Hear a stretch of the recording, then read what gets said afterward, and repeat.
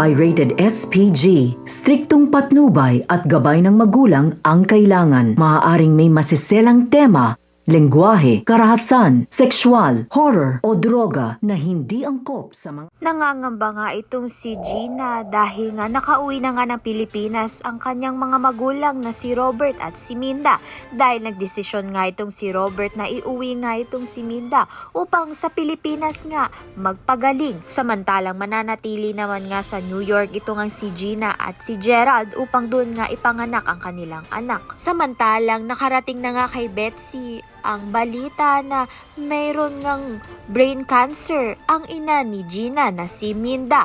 Kaya naman nga't ito ngang si Betsy ay nakaisip ng masamang gawin upang ngang mamasukan nga siya bilang caregiver ni Minda, at may hidden agenda nga siya dahil nga maghihiganti nga itong si Betsy sa pamilya nga nito ni Gina, at balak nga niyang sirain ito sa pamamagitan ng akitin nga ang asawa ni Minda na si Robert. At dahil nga nanghihina na itong si Minda, wala na nga siyang kakayahang pigilan pa kung ano ngang masamang gagawin nito ni Betsy sa pamilya nga nila. At wala rin naman nga doon itong si Gina upang pigilan ng masamang balak nito ni Betsy. Kaya naman nga't yan at iba pa ang dapat natin pakaabangan. Maraming salamat sa iyong panonood.